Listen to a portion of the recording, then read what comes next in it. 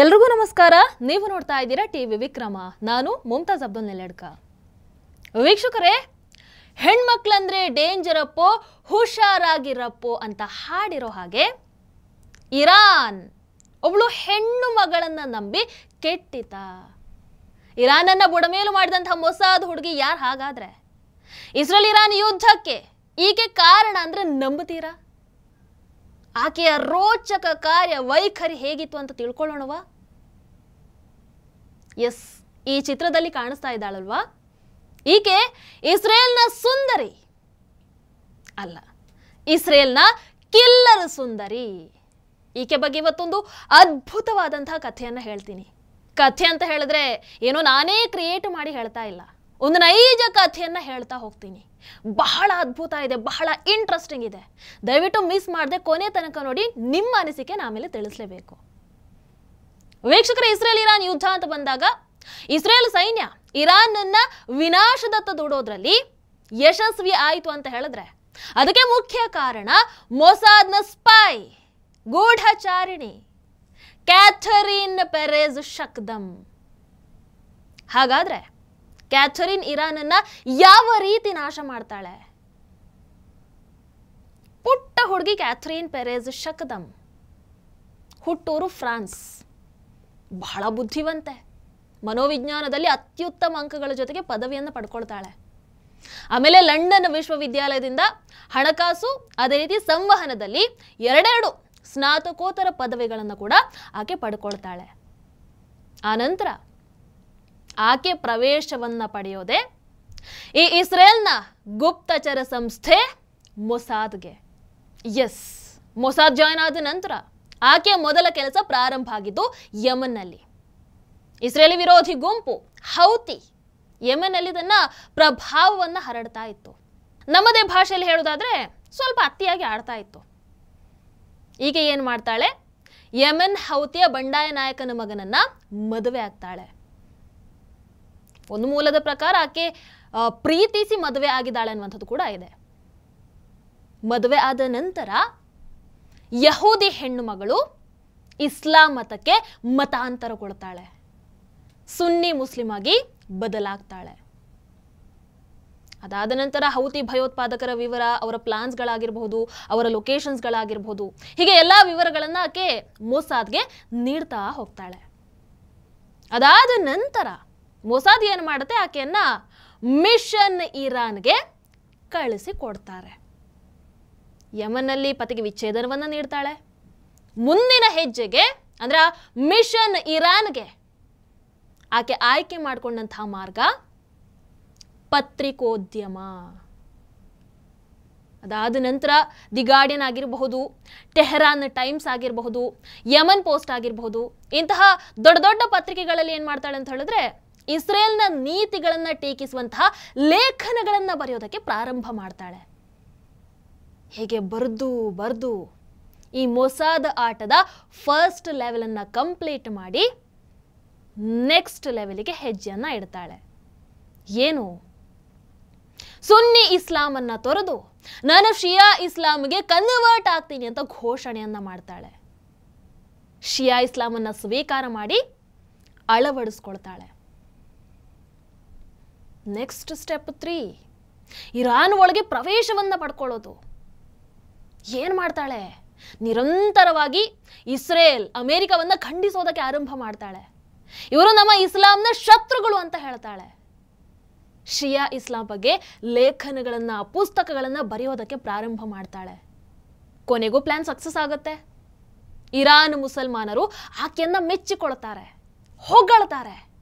ವಾರೆ ವಾಹ್, ಏನ್ ನಮ್ಮ ಬಗ್ಗೆ ಇಷ್ಟೊಂದು ಪ್ರೀತಿ, ಇಷ್ಟೊಂದು ಅಭಿಮಾನ.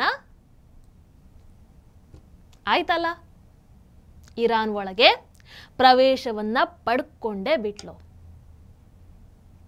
ಬಹಳ ಇಂಪಾರ್ಟೆಂಟ್ ಪಾಯಿಂಟ್, ಇರಾನ್ನ ಸುಪ್ರೀಂ ಲೀಡರ್ ಆಯತುಲ್ಲಾ ಖಮೇನಿ ಈಕೆಯ ಲೇಖನಗಳ ಅಭಿಮಾನಿ ಆಗಿಬಿಡ್ತಾರೆ. ಆತನ ವೆಬ್ಸೈಟ್ khamenei.ir ಇದರಲ್ಲಿ ಲೇಖನವನ್ನ ಬರೆಯೋದಕ್ಕೆ ಆರಂಭ ಮಾಡ್ತಾಳೆ. ಒಟ್ಟಾರೆಯಾಗಿ ಒಂದು ನಂಬಿಕಸ್ಥ, ಎಲ್ಲರೂ ಹೆಮ್ಮೆ ಪಡುವಂತ ಹೆಣ್ಣು ಮಗಳಾಗಿ ಇಡೀ ಇರಾನ್ ನಲ್ಲಿ ಪ್ರಸಿದ್ಧಿಯನ್ನು ಗಳಿಸ್ಕೊಳ್ತಾಳೆ. ವೀಕ್ಷಕರೇ, ಮೊಸಾದ್ನ ಆ ಮಹಿಳಾ ಏಜೆಂಟ್ ತನ್ನ ಸೌಂದರ್ಯ, ತನ್ನ ಬುದ್ಧಿವಂತಿಕೆ, ತನ್ನ ಆ ಕುತಂತ್ರದ ಯೋಜನೆಗಳಿಂದ ಒಂದೊಂದೇ ಹೆಜ್ಜೆಯನ್ನು ಮುಂದೆ ಇಡ್ತಾ ಹೋಗ್ತಾಳೆ.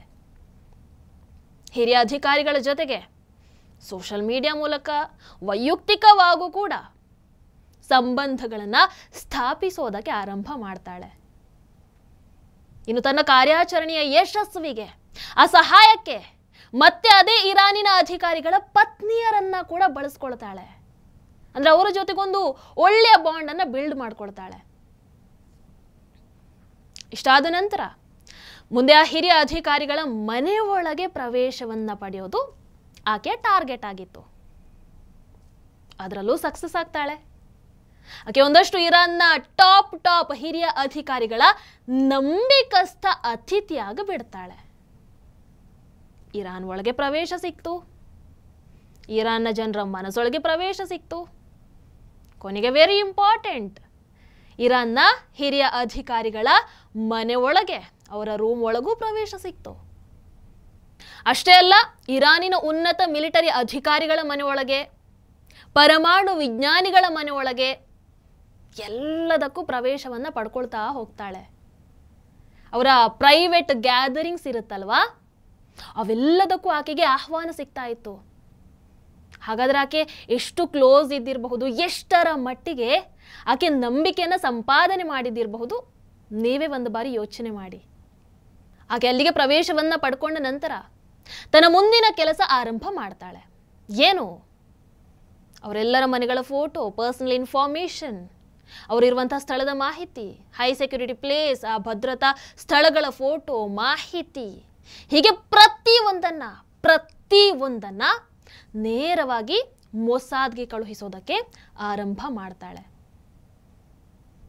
ಇದೆಲ್ಲ ಬಿಡಿ, ವೆರಿ ವೆರಿ ವೆರಿ ಇಂಪಾರ್ಟೆಂಟ್, ಈ ಫೋಟೋವನ್ನು ನೋಡಿ. ಯಾರದು? ಅಂದಿನ ಇರಾನ್ ಅಧ್ಯಕ್ಷ ಇಬ್ರಾಹಿಂ ರೈಸಿ ಅವರ ಜೊತೆ ಸಂದರ್ಶನವನ್ನ ಮಾಡುವಂತ ಅವಕಾಶವನ್ನ ಕೂಡ ಪಡ್ಕೊಳ್ತಾಳೆ. ಅಂದ್ರೆ ಅದು ಸಣ್ಣ ವಿಚಾರ ಅಂತೂ ಅಲ್ವೇ ಅಲ್ಲ. ಶತ್ರು ದೇಶದ ಒಳಗೆ ಹೋಗಿ ಟೆಹರಾನ್ನ ಕಟುಕ ಅಂತಾನೆ ಕರೆಸ್ಕೊಳ್ಳುವಂತಹ ಈ ವ್ಯಕ್ತಿಯ ಜೊತೆಗೆ ಸಂದರ್ಶನ ಮಾಡೋ ಹಂತಕ್ಕೆ ಇಳಿದಿದ್ಲು ಅಂತ ಹೇಳಿದ್ರೆ ಮೀಟ್ರ್ ಬೇಕದಕ್ಕೆ, ಹೌದಲ್ವೋ? ತನ್ನ ದೇಶಕ್ಕೋಸ್ಕರ ಅಂತಹ ದೊಡ್ಡ ರಿಸ್ಕ್ ತಗೊಳ್ಳುವಂಥದ್ದು ನಾನೀಗ ಹೇಳ್ತಾ ಇರುವಷ್ಟು ಈಸಿ ಅಂತೂ ಅಲ್ವೇ ಅಲ್ಲ. Not that easy. ವೀಕ್ಷಕರೇ, ಮತ್ತೆ ಹೇಳ್ತೀನಿ, ಇಲ್ಲಿ ನಾನು ಹೇಳ್ತಾ ಹೋಗ್ತಾ ಇರುವಷ್ಟು ಸುಲಭ ಅಂತೂ ಆಕೆಯ ಕೆಲಸ ಆಗಿರಲಿಲ್ಲ.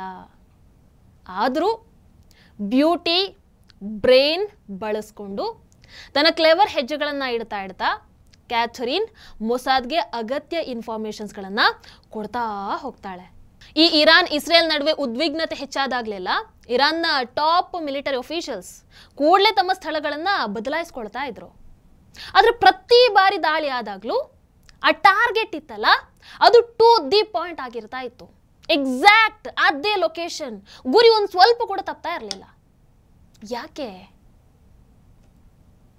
ಕಾರಣ ಈಕೆ ಕೊಟ್ಟಂತಹ ಮಾಹಿತಿಗಳು. Iranian military officer Qassem Soleimani, Palestinian politician Ismail Haniyeh, Iranian military officer Amir Ali Hajizadeh, Iranian military officer Mohammad Bagheri, ಅದೇ ರೀತಿ ಹುಸೇನ್ ಸಲಾಮಿ, ಹೀಗೆ ಅನೇಕ ಟಾಪ್ ಅಫಿಷಿಯಲ್ಸ್, ಮಿಲಿಟರಿ ಅಫಿಷಿಯಲ್ಸ್, ಇವರೆಲ್ಲರ ಸಾವಿಗೆ ಕಾರಣ ಕ್ಯಾಥರಿನ್ ಕೊಟ್ಟಂತಹ ಇನ್ಫಾರ್ಮೇಶನ್. ಯಾಕಂದ್ರೆ ಆಕೆಯ ಕೈಯಲ್ಲಿ ರಹಸ್ಯ ಮಾಹಿತಿಗಳು ಇದ್ದವು. ವೀಕ್ಷಕರ, ಇರಾನ್ನಲ್ಲಿ ಕೊನೆಗೆ ಅನುಮಾನಗಳು ಸುಳಿಯೋದಕ್ಕೆ ಆರಂಭ ಆಗುತ್ತೆ.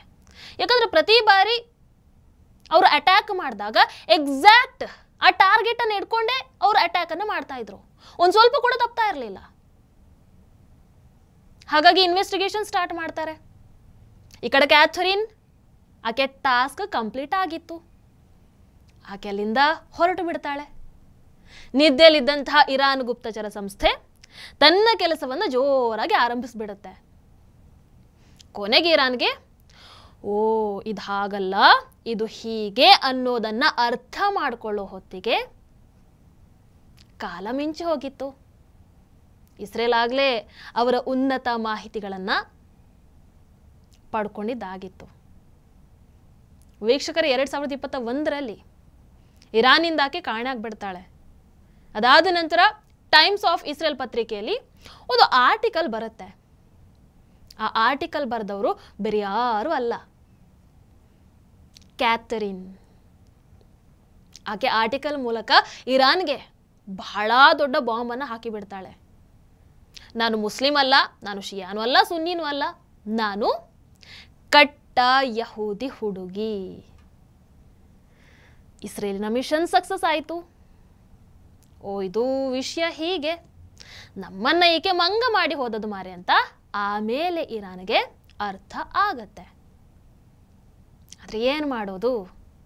ಇರಾನ್ಗೆ ಇದರ ಬಗ್ಗೆ ತಿಳಿಯೋ ಹೊತ್ತಿಗೆ ಬಹಳ ಅಂದರೆ ಬಹಳ ತಡವಾಗಿ ಹೋಗಿತ್ತು. ಎಂತಹ ಇಂಟ್ರೆಸ್ಟಿಂಗ್ ಸ್ಟೋರಿ ಅಲ್ವಾ? ಒಬ್ಬ ಹೆಣ್ಣು ಮಗಳು ತನ್ನ ದೇಶಕ್ಕೋಸ್ಕರ ತನ್ನ ಪ್ರಾಣವನ್ನು ಒತ್ತೆ ಇಟ್ಟು ಯಾವ ಹಂತಕ್ಕೆ ಬೇಕಾದರೂ ಇಳಿಯಬಲ್ಲಳು ಅನ್ನುವಂಥದ್ದನ್ನು ಈಕೆ ಪ್ರೂವ್ ಮಾಡ್ತಾಳೆ.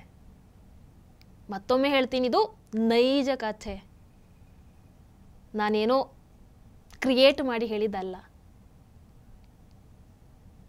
ಈ ಒಂದು ಸ್ಟೋರಿ ನಿಮಗೆ ಹೇಗೆ ಅನ್ನಿಸ್ತು? ಕ್ಯಾಥರಿನ್ನ ಈ ಸಾಹಸಗಾತಿಯ ಬಗ್ಗೆ ನಿಮ್ಮ ಅನಿಸಿಕೆಯನ್ನು ದಯವಿಟ್ಟು ಕಾಮೆಂಟ್ ಮೂಲಕ ತಿಳಿಸಿ. ಹಾಗೆ ವಿಡಿಯೋ ನಿಮಗೆ ಇಷ್ಟ ಆದಲ್ಲಿ ಲೈಕ್ ಮಾಡಿ, ಶೇರ್ ಮಾಡಿ. ನಮಸ್ಕಾರ. ಟಿವಿ ವಿಕ್ರಮ, ದೇಶ ನಿಮ್ಮ ಕೈಯಲ್ಲಿ. ಈ ಕಾರ್ಯಕ್ರಮ ನಿಮಗೆ ಇಷ್ಟ ಆಗಿದ್ದಲ್ಲಿ ಲೈಕ್, ಶೇರ್ ಹಾಗೂ ಕಮೆಂಟ್ ಮಾಡಿ. ಟಿವಿ ವಿಕ್ರಮದ ಕಾರ್ಯಕ್ರಮಗಳನ್ನು ನಿರಂತರವಾಗಿ ವೀಕ್ಷಿಸಲು ಸಬ್ಸ್ಕ್ರೈಬ್ ಮಾಡಿ, ಬೆಲ್ ಐಕನ್ ಒತ್ತಿ.